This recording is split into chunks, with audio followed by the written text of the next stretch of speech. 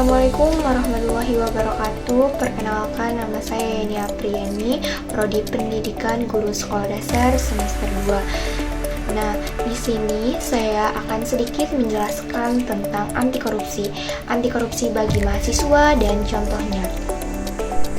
Nah, apa sih anti korupsi itu? Nah, ini adalah pengertian dari korupsi. Apa itu korupsi? Kata korupsi berasal dari bahasa Latin corruptio atau corruptus yang berarti busuk, rusak, menggoyah, memutar balik, menyogok, mencuri, atau maling.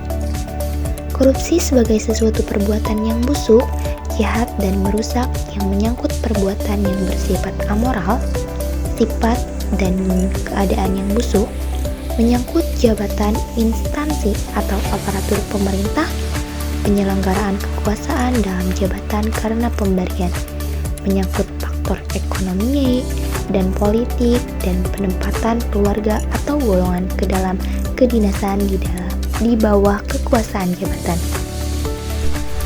Di sini juga ada anti korupsi, pentingnya bagi mahasiswa. Nah, di sini ada pentingnya pendidikan anti korupsi bagi mahasiswa. Nah, boleh kalian baca. Pendidikan anti korupsi sangat penting bagi mahasiswa karena sebagai generasi yang akan menjadi pemimpin dan profesional di masa depan, mereka harus memiliki pemahaman dan kesadaran tentang dampak korupsi terhadap makro dan mikro, kesempatan sosial, keadilan, dan kesejahteraan nasional. Dengan mempelajari cara mengatasi dan mencegah korupsi, mahasiswa dapat menjadi penggerak reformasi dan membangun suatu kelanjutan yang lebih baik bagi masyarakat.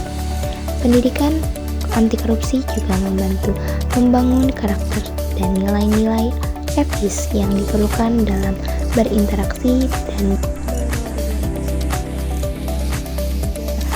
inisiasi. Pendidikan anti korupsi bagi mahasiswa adalah investasi yang sangat diperlukan untuk membangun sebuah masyarakat yang lebih tua, transparan, dan berdaya saing tinggi.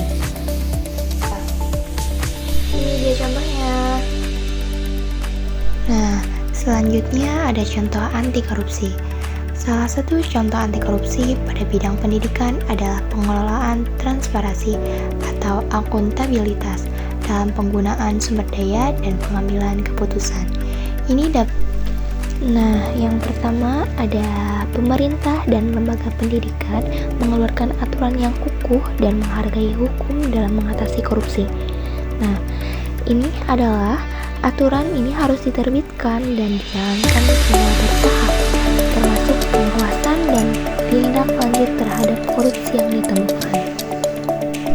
Nah, yang kedua ada pengembangan program pengajar yang memperkenalkan nilai-nilai profesionalisme dan pemahaman tentang hak-hak manusia kepada generasi mahasiswa dan siswa.